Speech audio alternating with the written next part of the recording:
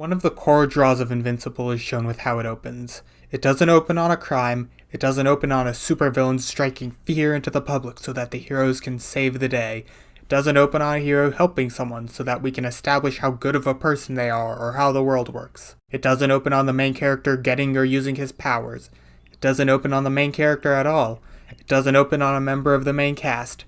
It doesn't even open on a character with a modicum of importance to the series as a whole. It opens on a man talking about his complex relationship with his stepson, how the stepson has been dealing with personal issues on account of complex family issues. Then it shifts to the man talking about his own thoughts on being a father. It's genuinely really heartwarming to watch, and it's a moment from a character who only gets one more line in the entire season after this, and the fact that such a nothing character gets such a heartwarming moment shows how dedicated the show is to making moments like this. Invincible is the kindest superhero story I've ever seen, and that might seem like a weird sentiment considering how morbid and depressing the show is, but not only is it true, it's somehow one of the most refreshing concepts the show brings to the superhero genre. Despite the fact that the genre is predicated on the idea of helping people, most recent superhero stories tend to make their characters expressing genuine kindness and open emotion with each other shockingly rare. It's obvious how some of the more grim superhero stories as of late end up like this. Characters in films like Batman v Superman, Man of Steel, and Suicide Squad are also boring, mean, and hard to like that the idea of making them be nice to someone seemingly didn't even enter the writers' heads. But even good superhero stories like the MCU or the good DC movies fail to demonstrate this sense of kindness. The quippy, sarcastic way all modern superheroes talk seems designed to disarm emotion, and even when there is a moment of real kindness between characters, it's undercut with a joke, because we can't just let a nice moment stand, can we? But Invincible doesn't do this. It wears its heart on its sleeve for the whole show, and it doesn't once try to pretend that it's above the simple idea of people being good to each other. Almost the entire first episode is dedicated to Mark's relationship with his parents, how his newfound powers change their dynamic, and the ways they support him throughout. When Mark first tells his parents that he's gotten his powers, while his parents' reactions start out rough, they show that they support him almost immediately, and his father offers to help him to learn how to use them, which we know means so much more than a simple offer should because we know how much Mark looks up to his father and wants to work with him as a hero. When his father realizes that he's hurt Mark by being too harsh and made Mark feel like he's not enough, he immediately tells Mark what he needs to hear and takes him to get a superhero costume to make up for it. He's not just getting Mark a gift as an apology, he's also paving the way for Mark to be a better hero and supporting his dream, which is exactly what Mark wants. When Mark feels insecure, having finally gotten what he always wanted but not knowing if he's living up to his dream, his mother comforts him by telling him about her perspective, reminding him of how their life was before and telling him that no matter how much or how little he does, it will be enough. And again, that's just from one episode, and it's enough emotional development to fuel 2, maybe even 3 more standard superhero movies. And while the rate at which emotionally intimate moments like these happen slows down a bit in some later episodes, under no circumstances do they stop. The series is absolutely filled with moments and even whole subplots driven entirely by characters being emotionally open and kind with each other. There's one moment when the character Monster Girl explains that she only has her superpowers because of a magic curse that steals her age every time she uses it, and talks about how hard that can be, particularly for her love life considering she's mentally a grown woman but in the body of a little kid. And the way her voice actress delivers the line is just so emotionally open, and the explanation doesn't come out of rage or even as much from being upset. She's just explaining to Robot why their team's training schedule doesn't work for her and is emotionally open enough to tell him about her problems. And that, in turn, sets off an entire subplot for Robot, entirely driven by his sympathy with Monster Girl and his desire to help her. In Invincible, people care about each other.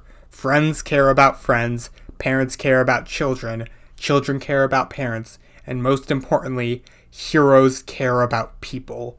This should all be a given in any story, but Invincible handles it with so much raw emotional honesty that it makes you realize how many stories sweep kindness under the rug, and then it shows you every last thing that those stories were missing, and it's just so damn compelling. One of the funny things about Invincible is that despite both the comic and show being first written nearly 2 decades apart and being in two completely different mediums of storytelling, the landscapes they exist in are very similar. Invincible the comic started in 2003 and, as an American comic book, existed at a time where Marvel and DC were basically the only two big comic book publishers. Even Image Comics, the publishers of Invincible, which had been around for just over a decade at the time, was still considered an indie company. And since Marvel and DC only really published superhero comics, the American comic landscape was made up of mountains of superhero stories. Modern TV and movies, on the other hand, are not nearly as dominated by superhero stories. But let's not fool ourselves. Superhero movies, particularly the MCU, and even the DCEU in certain circumstances, are the things that make the big bucks and get everyone talking. And as the recent WandaVision and Falcon and the Winter Soldier shows have proved, that level of hype and success are no longer tied exclusively to the big screen. And that's ignoring shows like Daredevil, Luke Cage, Jessica Jones, and the Arrowverse shows, none of which seem to get people talking quite as much as WandaVision, but were all incredibly popular and successful in their own right. The point being that both Invincible the comic book and Invincible this TV series exist in landscapes dominated by superhero media, which improves the quality of the already phenomenal writing of the series by allowing it to deconstruct existing tropes. But the comic book superhero landscape and film superhero landscape have a few main differences, and Invincible, being written for the comic book landscape and loyally adapted into the film landscape, has a few key differences from superhero films and TV that I think point out where those films and shows could be improved. For instance, the Marvel and DC comic book universes are much larger, for lack of a better term. They're each crawling with thousands of superheroes, villains, different factions, and so on. They're basically collections of smaller universes dedicated to heroes that get a lot of focus. In the DC Comics universe, just the corner of the universe that focuses on Batman, only including content from the current reboot, is infinitely more detailed than the MCU, which has been going on for over a decade and is easily one of the biggest film universes just by virtue of the fact that it has so many more TV shows and movies in its continuity than any other film franchise in existence, and again, select parts of a comic universe manage to be so much bigger than it. And don't get me wrong, I'm fully aware that some of the main reasons that comics are so much more detailed is because A, comics are much less expensive to produce than movies, so way more comics can be made in a much shorter amount of time than movies, and B, because of comic books' annoying tendency to make a ton of stuff at once that you seemingly need to know all of to get into almost any story, and that method of storytelling is one of the main reasons people don't get into comics anymore. However, Invincible manages to deliver the same type of world in a much more focused way. You see, the show doesn't bother trying to set up its world from the emergence of the first superhero like the MCU did well and the DCEU did poorly. Invincible skips past most of that, and the series starts when the universe has already progressed to the point of comic book universes where superheroes and villains are everywhere, and because the story is so large scale, it's able to show how different parts of the world work. It does a particularly good job of selling the idea that the world is just brimming with superheroes in moments like where Mark says he follows Teen Team on Twitter, and Adam Eve says they're everyone's fourth favorite teenage superhero team, or where there are a ton of superheroes showing up for tryouts for the new Guardians of the Globe. It feels like this is actually a world where superheroes have just been around for a long time, and people have just kind of adjusted to how life is.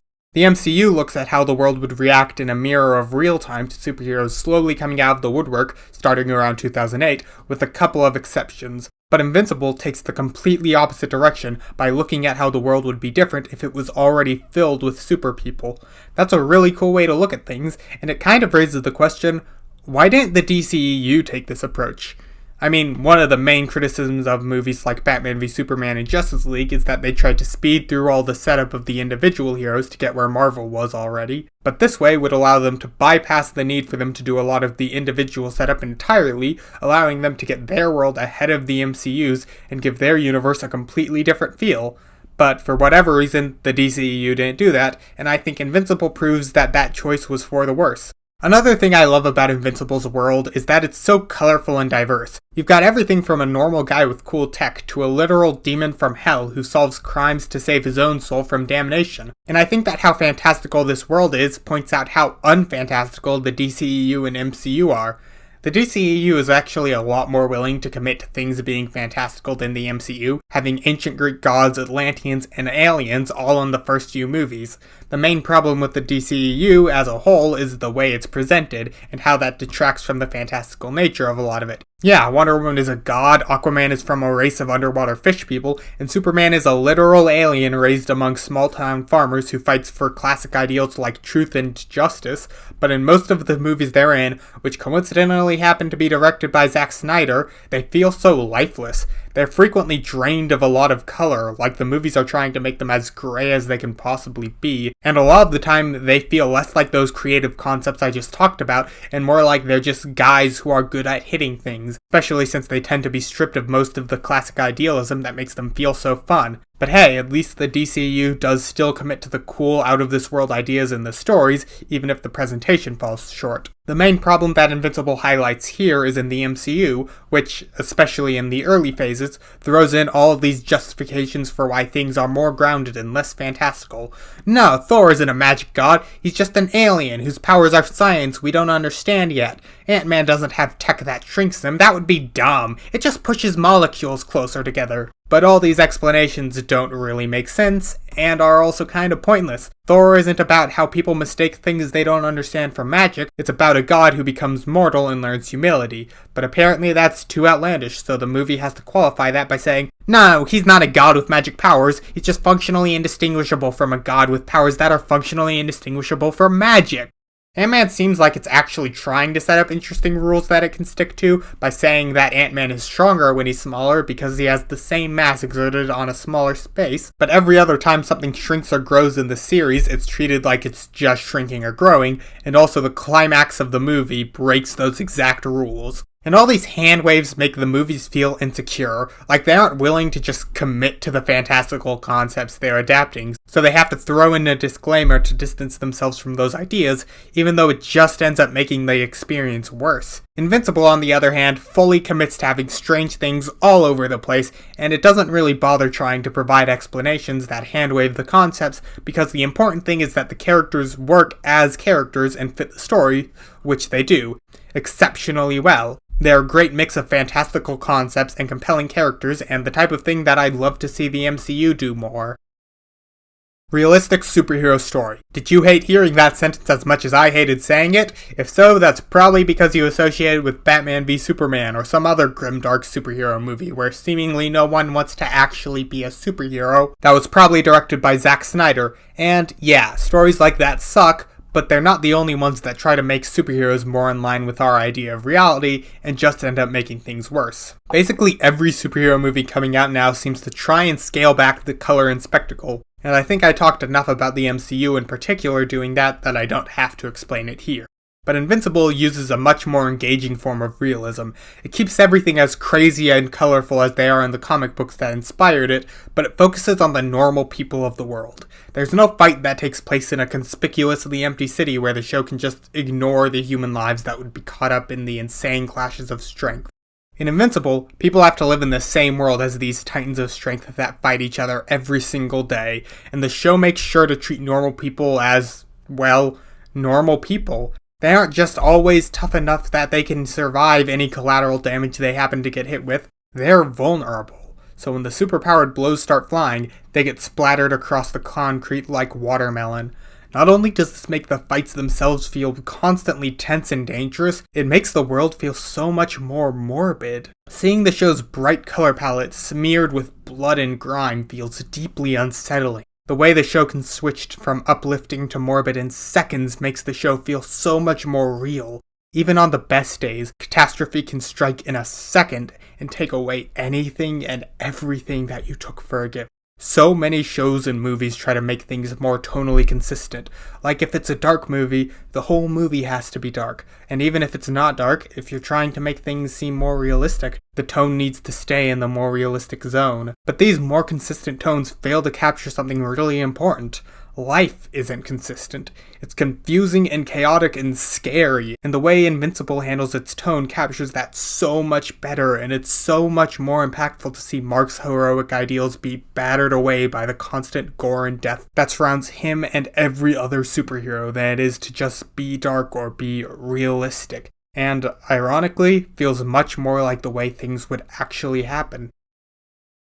For a while now, the point of superheroes in media has been to stop bad guys. It doesn't even seem to matter how they stop the bad guys, just that they manage to stop them.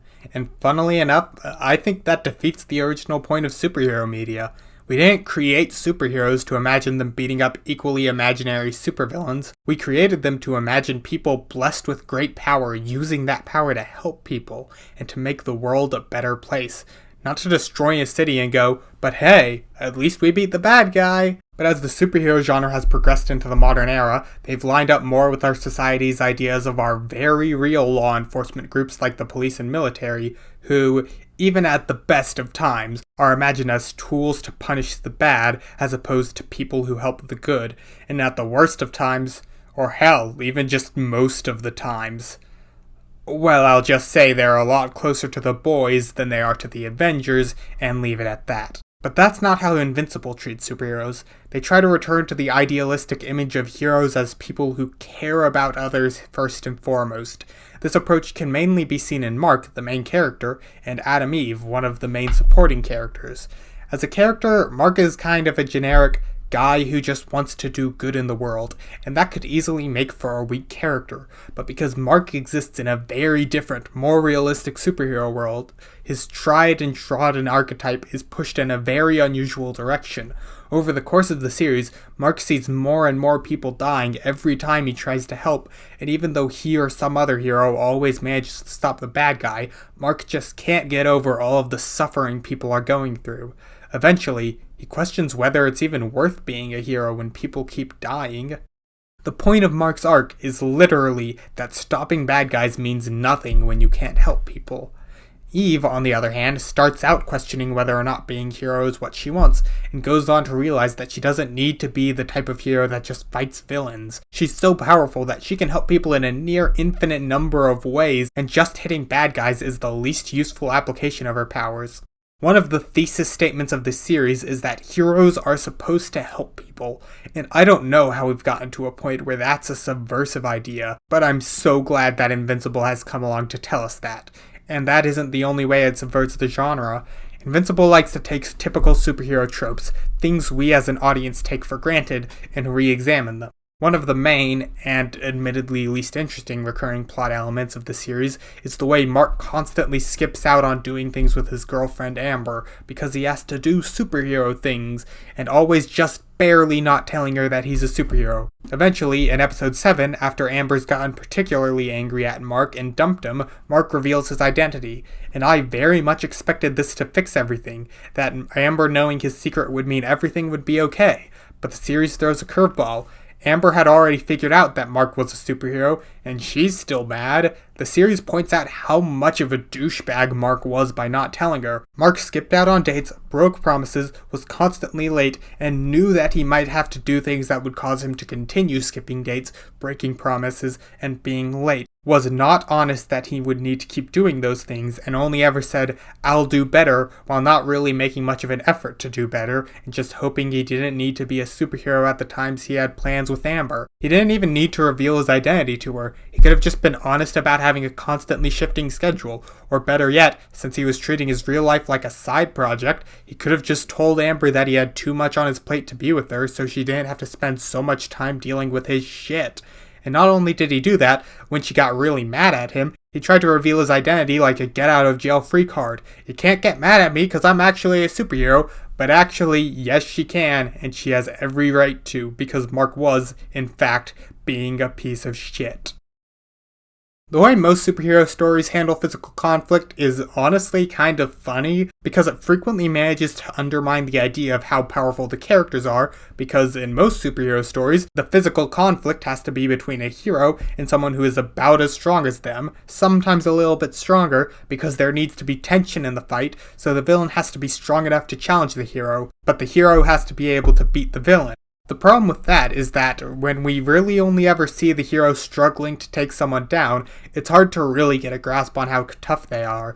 You can tell us that Superman is strong enough to destroy the world, but when we only ever see him struggling to take down a guy, even if we're told that that guy is also super strong, it's hard to feel like he's substantially different from Batman. Part of the reason that who would win in a fight, Batman or Superman, is such a pervasive question, even though thinking about it logically, Superman could beat Batman in like a second without even breaking a sweat. The main way Invincible gets around this is how it handles Omni-Man.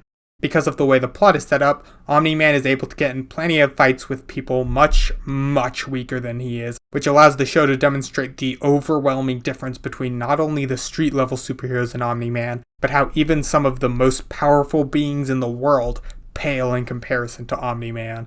The exceptional build-up here achieves three things. 1, it makes the audience truly scared of Omni-Man because we understand just how strong he is. 2, it makes us wholeheartedly believe every last second of what he does later on. And 3, when Omni-Man is interacting with the normal people who we're invested in, we're constantly aware of how much danger they could be in. We think about how fragile they are to Omni-Man. How about if he wanted to, he could just snuff out their lives before anyone even knew what was happening. When I first started writing this script, I thought there were two ways to look at Omni-Man. Who he is as a Superman pastiche, and who he is as a person. But the more I thought about it, the more I realized that who Omni-Man is as a person is best read through the lens of who he is as a Superman pastiche. Who is Superman? He's a creature with godlike strength, but he's also a person, filled with immense love for the people in his life and the world he calls home. In the best adaptations, by which I basically just mean the DC animated universe, he's shown to be a near infinite ball of kindness, self-restraint, and a great person to be around. In episode 1 of Invincible, Omni-Man seems to fall just short of this. He seems like a great person and a great dad, but who sometimes struggles to be that great. When Mark first tells his parents that he's getting his powers, Debbie has to kick Omni-Man to remind him to be outwardly supportive, and when he's training Mark, Omni-Man clearly hits him too hard. But the way he comforts and talks to Mark shows that he clearly doesn't like that he has to do this, but that the world is too harsh for him to be able to pull his punches. You really get the sense that while he can be too harsh, it's all driven by how much he loves Mark. And then, at the end of the episode, Omni-Man murders the Guardians of the Globe, who are stand-ins for the Justice League, the world's greatest heroes, and Omni-Man's teammates, and seemingly his friends too. And for the rest of the season, the audience is trying to guess how good or bad Omni-Man is, or rather, how close he is to Superman. And as the series goes on, the audience, as well as the characters, are confronted with more and more evidence that Omni-Man is a bad person. But it's hard to accept that, both because of the kind moments he had in episode 1, and because of more kind moments he gets throughout the show. He takes his wife on a trip where he demonstrates that he really loves her, and he gets plenty more moments with Mark. As the audience is confronted more and more with the idea that Omni-Man is a bad person, we still cling to hope. We think that maybe it wasn't his choice. Then we think that maybe he had a good reason. Then we think that he's at least a good person on the inside, even if he has to do bad things for whatever reason. But then we get to the second to last episode, where the tension ramps up. The events of the episode are set off when Debbie confronts Omni-Man, telling him that she knows he killed the Guardians. And from there, Omni-Man starts getting in bigger and bigger conflicts, starting with a few people with guns and ending in the beatdown of a giant kaiju and the murdering of one of the resurrected Guardians, the Immortal, who didn't quite live up to his name. And throughout this, the audience's experience most lines up with the new Guardians of the Globe, as we realize just how powerful Omni-Man really is, and slip into an existential despair as we question whether anything could possibly stop him, and pray we don't have to find out the answer to the question. And here we see a new theme arise, the way people come together when faced with utter hopelessness. Right before the new Guardians realize what they're up against, they were all arguing with Robot on the questionable ethics of his subplot. But when they see that they might have to fight Omni-Man, all their concerns fall away, and they wordlessly realize that in the face of an unstoppable force like him, the only thing they have is each other. And then all of this is just build up for the finale, in which everything about Omni-Man is revealed. The audience is forced to accept him as a villain, but we think that even if he's a bad person, he cares about his family, right? There's been so many moments where he proves his love to Debbie, but as those moments are running through our mind, Omni-Man says that she's more of a pet to him than anything else. So we try to think that at least he loves Mark. The finale is only happening because... But then as Omni-Man murders thousands of innocents, even using Mark to do it, we know that loving his son doesn't make up for what Omni-Man is doing. Not in the slightest. But we still think that he does love his son, right? I can always start again. Make another kid. No. In this moment, every idea of Omni-Man's internal goodness we've had is lost. He isn't Superman let down the violence, he's a complete sociopath with Superman's godlike powers. He is a supervillain through and through, but there's still depth to his character. What is Superman? He's a godlike being. He has the strength to destroy the world without even trying, but at the end of the day, he's still a person, just with a stronger body. He still thinks and ages like any other person. And one of the most important differences between Superman and Omni-Man is that Omni-Man doesn't age like that. One of the few things that separated Superman from being just a god was his lifespan. At the end of the day, the finish line of his life was designed to be at the same place as it is for every other human. But Omni-Man is so much more removed from humanity. In Omni-Man's mind, humans have a fraction of normal strength, a fraction of normal capability, and a fraction of a normal lifespan. They really are below him in all the ways he thinks they are. That is, except for their minds. Omni-Man doesn't operate on some other level. He doesn't think so much better than anyone else. He's a normal person mentally, but he tries to convince himself he's not. Have you ever shoplifted a candy bar? Actually, no, that's too major. Have you ever jaywalked? Blown off something for school or a job because you knew it didn't really matter? Broken a rule because you thought it was dumb and inconsequential in the grand scheme of things? Of course you have. So have I. We generally accept that some things are too insignificant to matter, and that's how Omni-Man sees human life. Or how he tries to, anyways. He tries to tell himself that the squishy, short, insignificant lives of people on Earth are such a small part of the larger whole that is his life that he doesn't need to care about them. It's the same idea brought up in that theme I mentioned about people coming together in the face of hopelessness. The new Guardians were angry at Robot, but when faced with the idea that they'd have to fight against Omni-Man, it didn't really matter. It's this way of mentally diminishing the idea of humans to the point where anything bad done to them is just too minor to matter, at least to Omni-Man, but it's very much just what he tells himself. J.K. Simmons' incredible performance in particular really sells how conflicted he is about these ideas, particularly when he calls Debbie a pet. He's still an awful person for saying it, but you do get the sense that he's just telling himself that to try and convince himself that she doesn't matter and he doesn't care, even though, deep down, he kinda knows he does. It's like using this philosophy to fight back against how he really feels, but he's doing a pretty good job of fighting that fight, and how he feels deep down is easily losing. That is, until Omni-Man is pummeling Mark, trying to convince him to see things his way, and angrily asks, "What will you have in 500 years?" And Mark just replies, "You, Dad. I still have you." After hearing this, Omni-Man flies off, and to be honest, it's a brilliant moment. It breaks down Omni-Man's philosophy by forcibly connecting the triviality of human life with the larger picture.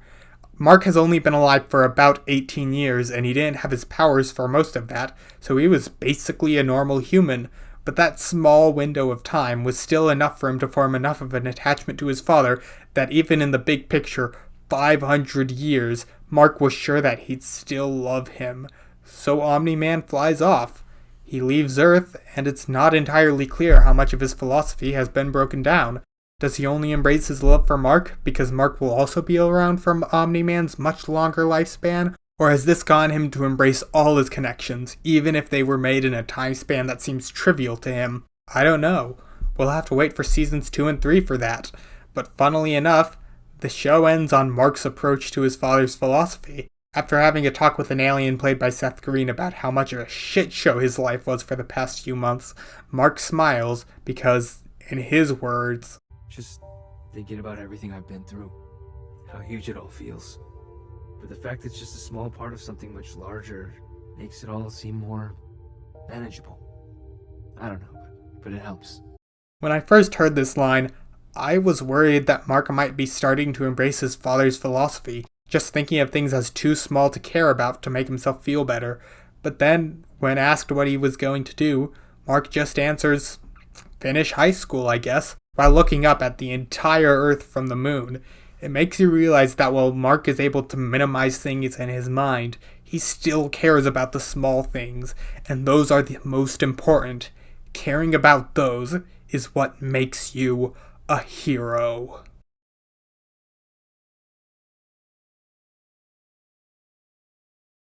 Thank you for watching this video.